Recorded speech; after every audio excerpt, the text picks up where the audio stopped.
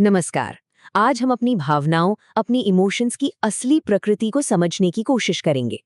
और यकीन मानिए, ये विश्लेषण शायद हमेशा के लिए बदल देगा कि हम अपनी भावनाओं को कैसे देखते हैं। तो चलिए सीधे मुद्दे पर आते हैं। ये एक बहुत ही चौंकाने वाला विचार है ना, कि हमारी भावनाएं हमें खुशी की तरफ नहीं, बल्कि सिर्फ हमारे जीन्स को अगली पीढ़ी तक पहुंचाने के लिए बनी हैं। अब इसका असल में मतलब क्या है, आइए इसी को समझते हैं। तो चलिए शुरू करते हैं हमारे पहले हिस्से से, भावनाओं का असली सच। यहाँ हम ये जानेंगे कि इवोल्यूशनरी बायोलॉजी के हिसाब से हमारी भावनाओं का असली मकसद, असली एजेंडा क्या है। देखिए, हम सब भावनाओं के बारे में क्या सोचते हैं कि ये हमारी आत्मा की आवाज़ है, कुछ बहुत गहरा, बहुत रूहानी। पर सच्चाई असल में इससे बहुत अलग है।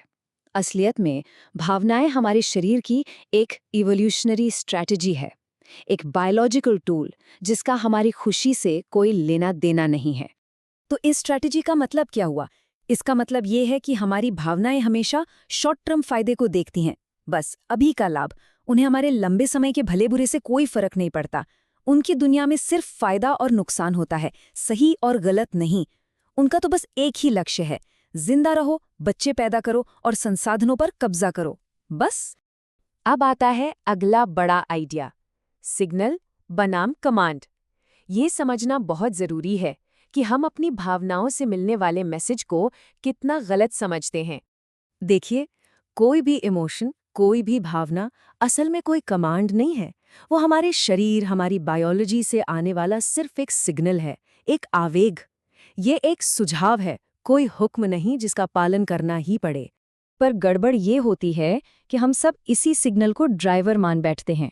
हमें लगता है कि जो भावना हम महसूस कर रहे हैं वही हमें चला रही है, और हमें वही करना होगा जो वो कह रही है। तो असल जिंदगी में ये कैसा दिखता है? चलिए गुस्से को ही लेते हैं। इसका बायोलॉजिकल लक्ष्य क्या है? अपनी सीमाएं बचाना, अपना दबदबा बनाना और अपनी चीजों की रक्षा करना। और अंदर से कैसा महसूस होता है? ऐसा लगता है मुझे अभी के अभी जवाब देना होगा। लेकिन धोखा यहीं पर है। हमें लगता है कि ये न्याय की भावना है, पर असल में ये ज्यादातर हमारा ईगो और कुछ खो देने का डर होता है। और डर के साथ भी ठीक यही कहानी है। इसका बायोलॉजिकल काम तो साफ है, खतरे से दूर रहो।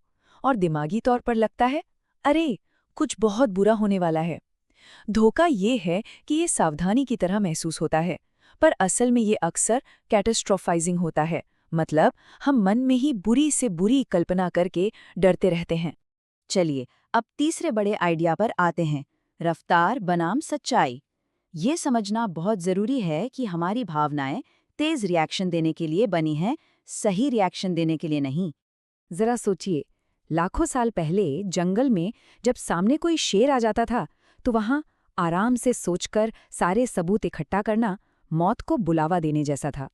जिंदा रहने के लिए क्या जरूरी था? कम से कम जानकारी पर सबसे तेज रिएक्शन। हमारी इमोशनल वायरिंग उसी दौर की देन है। और इस तेज लेकिन नासमझ सिस्टम के नतीजे क्या होते हैं?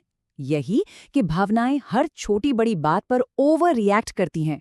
वो अभी के पल को ही सब कुछ बना देती हैं, और वो एक छोटी सी घटना को हमारी पूरी पहचान बना देती हैं। हम सब ने कभी ना कभी ऐसा सोचा है ना, कि मेरा साथ तो हमेशा ही ऐसा होता है। और यहीं से हम पहुंचते हैं अपने अगले हिस्से पर, जो शायद सबसे बड़ा जाल है, कहानी का बंधन। यहाँ हम देखेंगे कि हमारा दिमाग कैसे एक मामूली सी भावना को एक बड़ी पीड़ा में बदल देता है। तो ये होता कैसे है? बहुत आसान है। पहला स्टेप, शरीर में एक भावना उठती है, एक लहर की तरह, बस। दूसरा स्टेप, हमारा दिमाग फौरन उसके इर्द गिर्द एक कहानी बुनना शुरू कर देता है। तीसरा स्टेप, इस कहानी से हमारे ईगो को खुराक मिलती है। और चौथा स्टेप, हम उसी कहानी के बंधन में जकड़ जाते हैं। इसको ऐसे समझिए, भावना तो बस एक लहर है जो आई और चली जाएगी। असली जंजीर, असली बेड़ी तो वो कहानी है जो हमारा दिमाग उस लहर के बारे में हमें सुनाता है। तो असली समस्या भावना में नहीं, उस कहानी में है जिसे हम सच मान लेते हैं। तो अब सवाल ये है कि इस जाल से, इस बंधन से बाहर कैसे निकलें। हमारा आखिरी हिस्सा इसी के बारे में है, स्वतंत्रता का पहला कदम। चलिए एक बहुत ही प्रैक्टिकल समाधान पर नजर डालते हैं। सारी समस्या की जड़ है एक मूल भ्रम, ये गलतफहमी कि मैं और मेरी भावना एक ही है। जब हम कहते हैं मैं गुस्से में हूं, तो हम अपनी पूरी पहचान को उस एक भावना के साथ जोड़ देते हैं। तो इसका हल क्या है? हल ये है कि हम होशपूर्वक, जानबूझकर खुद को उस भावना से अलग करें। ये देखना कि भावना एक अनुभव है जो हमारे अंदर हो रहा है, वो चीज़ नहीं जो हम खुद हैं। तो इसे प्रैक्टिस में कैसे लाएं? यहाँ एक बहुत शक्तिशाली तरीका है। अगली बार जब गुस्सा आए तो ये कहने के बजाय कि मैं गुस्से में हूँ, ये कहकर देखें, गुस्सा हो रहा है, मैं गुस्सा नहीं हूँ। भाषा में ये छोटा सा बदलाव एक दूरी पैदा करता है और पावर हमारे हाथ में वापस दे देता है। इसी तरह जब डर लगे तो कहें, डर उठ रहा है, मैं डर नहीं हूँ। ये तरीका हर भावना पर काम करता है। ये हमें याद दिलाता है कि हम आसमान हैं और भावनाएं तो बस बादल हैं जो आते हैं और चले जाते हैं। तो याद रखिए, अपनी भाषा बदलिए और आपका नजरिया बदल जाएगा। और जब नजरिया बदलता है तो आपकी शक्ति आपके पास वापस आ जाती है। आप भावना के गुलाम नहीं, बल्कि उसके साक्षी बन जाते हैं। तो आखिर में ये एक सवाल सोचने के लिए रह जाता है, अगर भावनाएं ड्राइवर नहीं हैं, सिर्फ सिग्नल हैं, तो फिर ड्राइविंग सीट पर बैठा कौन है? ये सवाल हमें हमारी असली ताकत और आज़ादी को पहचानने का एक मौका देता है। कभी ऐसा महसूस हुआ है कि कोई भावना, जैसे गुस्सा या डर, हम पर पूरी तरह से हावी हो गई हो? ऐसा लगता है ना जैसे हम वो भावना नहीं, बल्कि हम ही वो भावना बन गए हैं। आज हम इसी अनुभव की गहराई में उतरेंगे और देखेंगे कि हम इसे समझने में एक बहुत ही बुनियादी गलती कहाँ कर देते हैं। तो असल मुद्दा है क्या? देखिए, एक तरफ है अनुभव, आकर्षण पैदा हुआ, गुस्सा आया या डर लगा। ये सब बस पल भर की घटनाएं हैं जो आती हैं और चली जाती हैं। लेकिन हम करते क्या हैं? हम दूसरी तरफ चले जाते हैं। हम इन्हें अपनी पहचान बना लेते हैं। यही मेरा प्यार है, मैं गुस्से में हूं, या मैं तो डरपोक हूं। बस यहीं एक पल के अनुभव को एक पक्की पहचान में बदल दिया जाता है। और यकीन मानिए, सारी समस्या की जड़ यहीं से शुरू होती है। तो चलिए इस बुनियादी गलती को थोड़ा और करीब से समझते हैं। इस विश्लेषण में हम परत दर परत ये देखेंगे कि कैसे एक साधारण सा अनुभव गलती से मैं की पहचान बन जाता है। तो फिर ये भावना आखिर है क्या? इसे ना एक लहर की तरह सोचिए। ये उठती है, अपनी ऊंचाई तक पहुंचती है और फिर शांत हो जाती है। इसमें ऊर्जा होती है, हाँ, बहुत सारी ऊर्जा होती है, लेकिन इसमें मैं कहीं नहीं होता। मैं तो मन की बनाई हुई एक कहानी है जो इस ऊर्जा के चारों तरफ बुन दी जाती है। तो ये होता कैसे है? मतलब एक मामूली सी भावना हमारे व्यक्तित्व का एक पक्का हिस्सा कैसे बन जाती है? ये पूरी प्रक्रिया असल में 4 परतों में होती है। आइए एक एक करके इन परतों को समझते हैं। सब कुछ शुरू होता है पहली परत से, जो पूरी तरह से जैविक है। ये एक शारीरिक घटना है और कुछ नहीं। दिल की धड़कन का बढ़ जाना, सांसें तेज हो जाना या सीने में एक अजीब सी जकड़न महसूस होना, ये सिर्फ शरीर में हो रहा एक बदलाव है, लेकिन हमारा मन इसे एक व्यक्तिगत घटना की तरह ले लेता है। और फिर फौरन आती है दूसरी परत, विचार। शरीर की उस कच्ची संवेदना पर मन तुरंत एक विचार चिपका देता है, जैसे कि उसने मुझे कम समझा या शायद मेरा कुछ नुकसान हो जाएगा। अब ये सिर्फ एक शारीरिक सनसनी नहीं रही, इसके साथ एक कहानी जुड़ चुकी है। अब देखिए, यह मामला और गहरा कैसे होता है तीसरी परत में, जिसे हम कह सकते हैं अर्थ निर्माण। वो जो छोटा सा शुरुआती विचार था ना, अब वो एक बड़े व्यापक अर्थ में बदल जाता है। उसने मुझे कम समझा बन जाता है मेरा सम्मान नहीं किया जाता, और मेरा नुकसान हो जाएगा बन जाता है मैं सुरक्षित नहीं हूं। और आखिर में आती है चौथी और सबसे पक्की परत, पहचान या कहानी। अब ये भावना कोई एक पल की घटना नहीं रही, यह हमारे व्यक्तित्व की कहानी बन चुकी है। मेरा सम्मान नहीं किया जाता अब बन जाता है मेरे साथ तो हमेशा ऐसा ही होता है, या फिर मैं तो हूं ही ऐसा। जो बस एक लहर थी वो अब हमारा पूरा अस्तित्व बन चुकी है। तो इसका मतलब क्या, भावनाएं ही समस्याएं हैं? नहीं, बिल्कुल भी नहीं। वो तो जीवन का एक बहुत ही स्वाभाविक और जरूरी हिस्सा है। असली समस्या भावना में नहीं, बल्कि उसके उठने पर हमारी जो प्रतिक्रिया होती है उसमें है। अब ये जो आप स्क्रीन पर देख रहे हैं ना, ये सच में चौंकाने वाला है। अगर किसी भावना को बस आने दिया जाए और उसे छेड़ा ना जाए तो उसकी कुदरती उम्र सिर्फ 30 से 90 सेकंड होती है। जी हाँ, सिर्फ 1.5 मिनट। तो फिर सवाल ये उठता है कि हमारा गुस्सा या दुख घंटों या कभी-कभी तो दिनों तक क्यों बना रहता है? प्रॉब्लम तब शुरू होती है जब हम उस 90 सेकंड की घटना के साथ ये सब करने लगते हैं। हम उस भावना के पक्ष में खड़े हो जाते हैं, हम उसे सही ठहराने के लिए तर्क देते हैं, हम उसकी रक्षा करते हैं और हम उसे और विचारों का भोजन देकर पोषित करते रहते हैं। यही वो काम है जो एक पल की लहर को दिनों तक चलने वाले तूफान में बदल देते हैं। इसका सबसे अच्छा उदाहरण है गुस्सा। क्रोध की भावना शायद कुछ पल की ही हो, लेकिन मैं सही हूं की जो पहचान है वो उस क्रोध को अनिश्चित काल तक जिंदा रख सकती है। असल में हम क्रोध को नहीं बल्कि अपने सही होने की पहचान को बचा रहे होते हैं। और इस पूरी प्रक्रिया का सबसे खतरनाक, सबसे शातिर हिस्सा अब आता है। ये है मन की सबसे बड़ी चाल, किसी भावना को एक गुण या किसी महान सिद्धांत का चोला पहना देना। इस टेबल को जरा ध्यान से देखिए। मन कितनी चालाकी से हमारे गुस्से को सत्य के लिए लड़ाई बता देता है, हमारी ईर्ष्या न्याय की मांग बन जाती है, डर को व्यावहारिक होने का नाम दे दिया जाता है और आसक्ति को सच्चा प्रेम कह दिया जाता है। और जब किसी भावना को ऐसा नैतिक रूप मिल जाता है तो उसे छोड़ना लगभग नामुमकिन हो जाता है, क्योंकि तब ऐसा लगता है जैसे हम कोई महान सिद्धांत छोड़ रहे हैं। तो फिर इसका समाधान क्या है? अगर पहचान बनाना ही समस्या है तो इससे बाहर निकलने का रास्ता क्या है? रास्ता है पहचान बनाने की जगह साक्षी भाव से बस दूर से देखने का अभ्यास करना। इस एक वाक्य में ही पूरा सार छिपा है। जो कुछ भी उठ रहा है वो मेरे भीतर है, पर वो मैं नहीं हूं। बस ये समझना कि अनुभव और अनुभव करने वाले के बीच एक दूरी है। मैं वो लहर नहीं हूं, मैं तो वो आकाश हूं जिसमें लहर उठ रही है और शांत हो रही है। तो अगली बार जब कोई भावना की लहर उठे तो ये सवाल खुद से पूछने जैसा है, क्या कोई बस उसे दूर से देखेगा या फिर उस पर सवार होकर अपनी पुरानी पहचान की कहानी को ही दोहराएगा? चुनाव हमारा है। नमस्कार। आज हम एक बहुत ही दिलचस्प शब्द पर बात करने वाले हैं, समर्पण या सरेंडर। अब देखिए, जैसे ये शब्द कानों में पड़ता है ना, दिमाग में अक्सर कमजोरी, हार मान लेना ऐसी तस्वीरें बनती हैं। पर क्या हो अगर मैं कहूं कि समर्पण असल में अंदर की शांति पाने की सबसे सबसे पावरफुल टेक्निक्स में से एक है? अच्छा, एक बात सोचिए, क्या कभी ऐसा महसूस होता है कि हम अपनी भावनाओं को, अपने इमोशंस को कंट्रोल करने की एक ना खत्म होने वाली लड़ाई लड़ रहे हैं और इस कोशिश में बस थकते जा रहे हैं? अगर ऐसा है तो शायद ये सोचने का वक्त है कि हम इस लड़ाई को ही गलत तरीके से लड़ रहे हैं। हम सबके दिमाग में ये बात बिठाई गई है कि हमें अपनी भावनाओं का मास्टर या स्वामी होना चाहिए, है ना? मतलब पूरा कंट्रोल। पर क्या हो अगर ये जो संघर्ष है, ये जो मास्टर बनने की जिद है, वही असल प्रॉब्लम हो? चलिए इसी आइडिया में थोड़ा और गहरा उतरते हैं। तो सबसे पहले बात करते हैं the master illusion of emotions की, मतलब भावनाओं के स्वामी होने का भ्रम।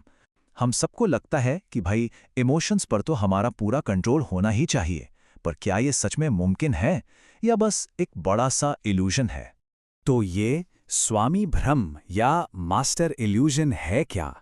ये बस एक विश्वास है, एक सोच कि चूंकि ये भावना मेरी है, मुझे महसूस हो रही है, तो इसे कंट्रोल करने का, रोकने का या इसे ठीक करने का हक और काबिलियत भी मेरी ही होनी चाहिए। सुनने में तो बड़ा लॉजिकल लगता है ना?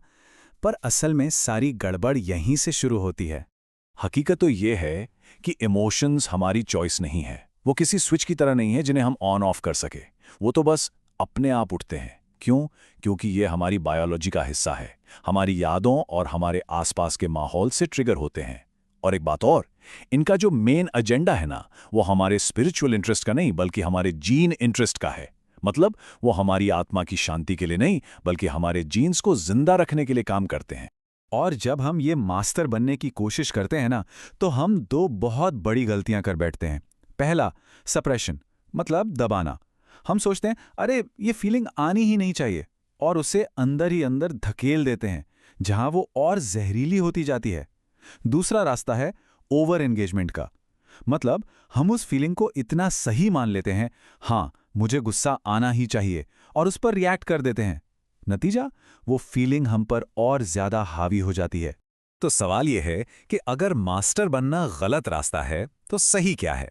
यहीं पर एक बिल्कुल नया पर्सपेक्टिव आता है। स्वामी नहीं, साक्षी बने। Become the witness, not the master. चलिए देखते हैं इसका मतलब क्या है। साक्षी या विटनेस हमारी कॉन्शियसनेस का वो हिस्सा है जो किसी भी एक्सपीरियंस को बस देखता है। ठीक वैसे ही जैसे आप कोई मूवी देख रहे हो। आप मूवी के कैरेक्टर नहीं बन जाते, आप बस उसे ऑब्जर्व करते हैं। साक्षी बस ये देखता है कि हाँ, एक भावना उठ रही है। वो ये दावा नहीं करता कि मैं ये भावना हूं। ये बहुत बहुत ही सटल लेकिन जबरदस्त पावरफुल शिफ्ट है। इसका ना एक बड़ा ही क्लियर फॉर्मूला है, इसको ध्यान से समझिए। एक एहसास उठ रहा है, ये है साक्षी भाव।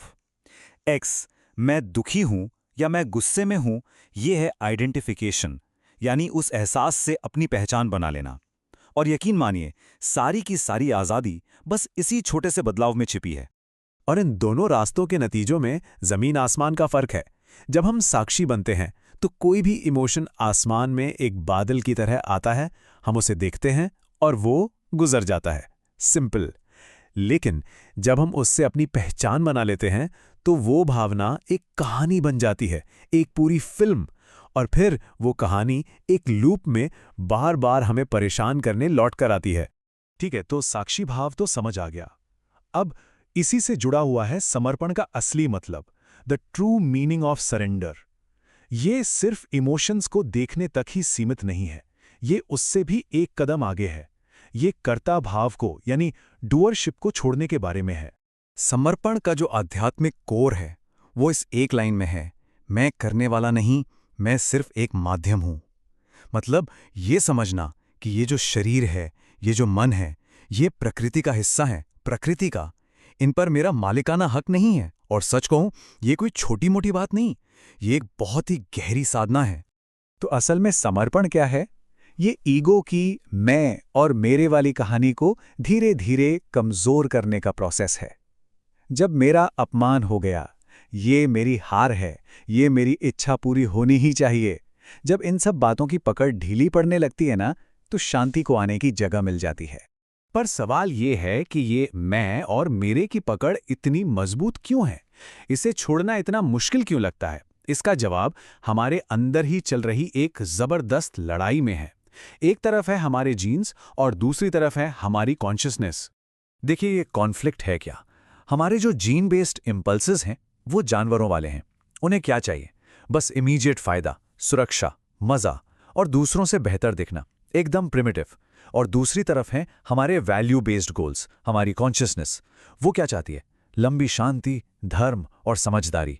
और ज्यादातर हमारे जो इमोशनल रिएक्शंस होते हैं ना, वो जीन्स की तरफ से आते हैं। बस यहीं से सारा घमासान शुरू हो जाता है। तो चलो, थ्योरी बहुत हो गई, अब बात करते हैं प्रैक्टिस की।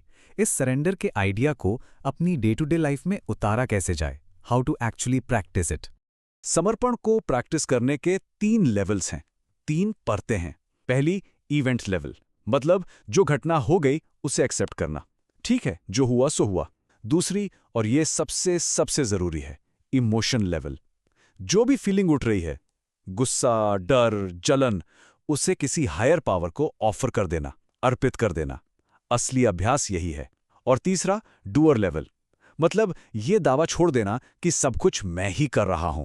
एक बात समझना बहुत जरूरी है, सरेंडर कोई पैसिव चीज नहीं है, ये सिर्फ एक सोच नहीं है, ये एक एक्टिव एनर्जी ट्रांसफर है। देखिए, जब भी कोई स्ट्रांग इमोशन उठता है ना, तो उसके साथ एनर्जी का एक सैलाब आता है। और ठीक उसी मोमेंट में हमारे पास एक चॉइस होती है, एक चौराहा आता है। पहला रास्ता है हमारा default path, automatic mode. Energy उठी, हमने फौरन उसे एक कहानी में लगा दिया। उसने ऐसा क्यों कहा, मैं उसे छोड़ूंगा नहीं।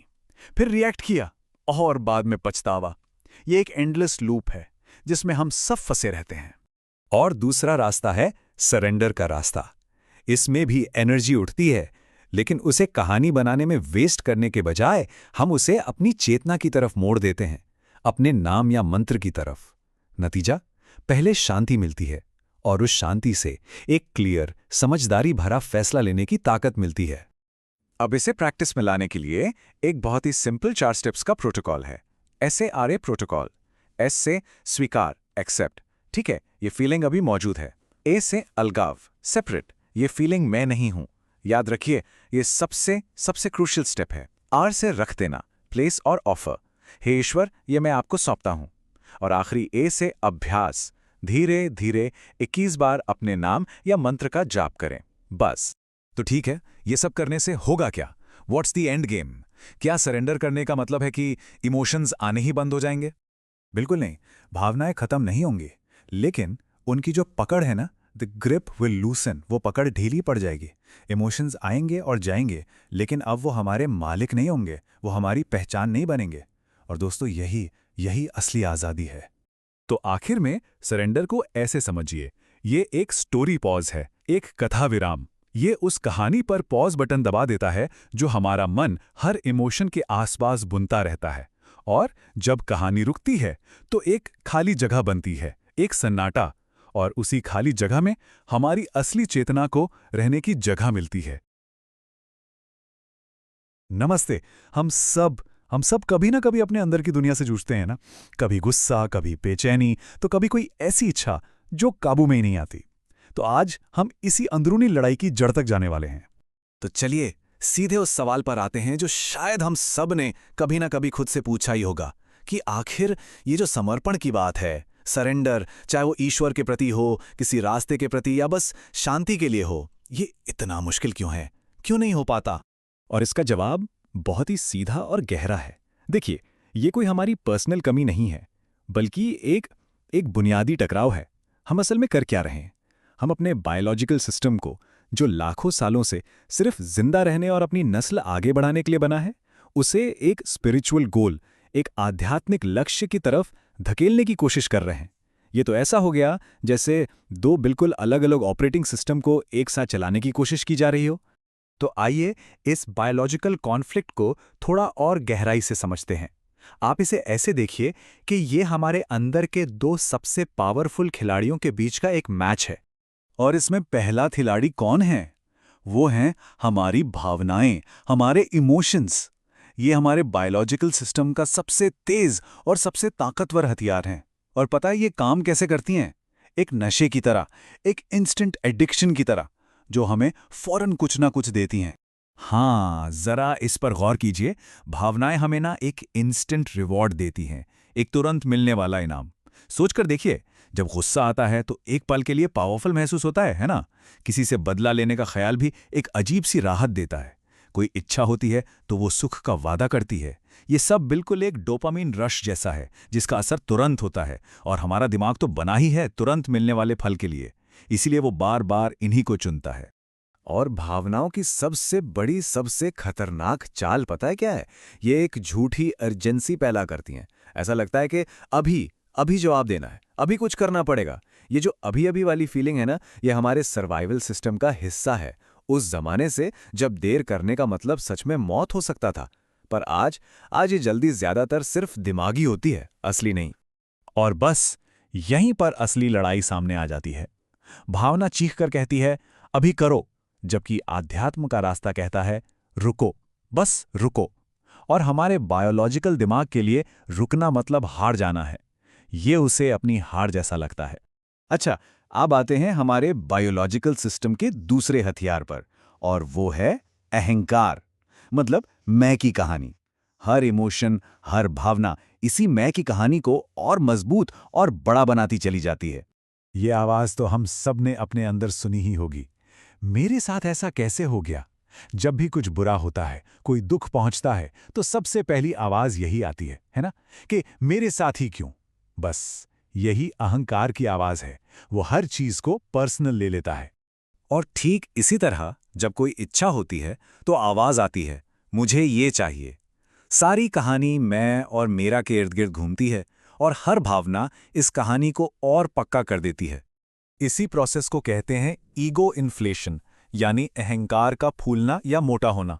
इमोशंस जो हैं वो इस मैं को पूरी कायनात का सेंटर बना देते हैं, जबकि स्पिरिचुअल रास्ते का मकसद ठीक इसका उल्टा है, अहंकार को कम करना, उसे पतला करना, जिसे ईगो थिनिंग कह सकते हैं। सच तो ये है कि हमारा दिमाग इमोशन से ज्यादा उस इमोशन से जुड़ी कहानी का आदी है।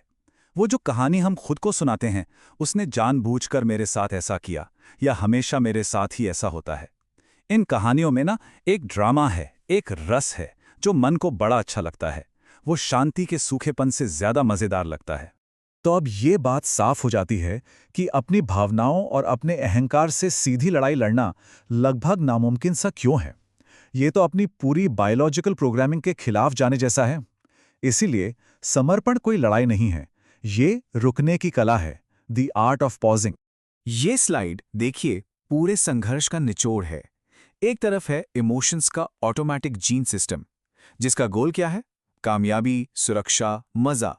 और दूसरी तरफ है एक होशपूर्वक किया जाने वाला आध्यात्मिक अभ्यास, जिसका गोल है समर्पण, शांति, विवेक। और दोनों अपनी अपनी कमांड देते हैं। इमोशन कहता है मेरी सुनो, और रास्ता कहता है मुझे सुनो। और हम फिर घूम फिरकर उसी सबसे बड़ी रुकावट पर आ जाते हैं। हमारे बायोलॉजिकल दिमाग के लिए रुकना एक हार जैसा है। ये एक बहुत ही गहरा सर्वाइवल इंस्टिंक्ट है, जो हमें लगातार रिएक्ट करने, प्रतिक्रिया देने के लिए उकसाता रहता है। ठीक है, तो अब तक हमने प्रॉब्लम को तो अच्छे से समझ लिया है कि ये लड़ाई है क्या। लेकिन अब बात करते हैं समाधान की। और इसका हल जो है वो लड़ाई में नहीं, बल्कि एक बहुत ही गहरे शिफ्ट में छुपा है, और उसे कहते हैं साक्षी का भाव। तो सवाल ये है कि इस बायोलॉजिकल और स्पिरिचुअल लड़ाई का हल क्या है? इस चक्र को, इस साइकिल को कैसे तोड़ा जाए, जहां एक तरफ हमारा जिंदा रहने का सिस्टम है और दूसरी तरफ शांति की एक गहरी चाह। देखिए, सारी मुश्किल जो है ना, वो सिर्फ एक बुनियादी गलतफहमी में है। हम प्रॉब्लम को ही गलत नज़र से देख रहे हैं। शायद जिसे हम दुश्मन मानकर लड़ रहे हैं, वो दुश्मन है ही नहीं। और बस यही वो छोटा सा मेंटल शिफ्ट है जो सब कुछ बदल देता है। हमारा पहला रिएक्शन क्या होता है? मुझे इस गुस्से को खत्म करना है, इस इच्छा को हटाना है। ये एक सीधी लड़ाई है।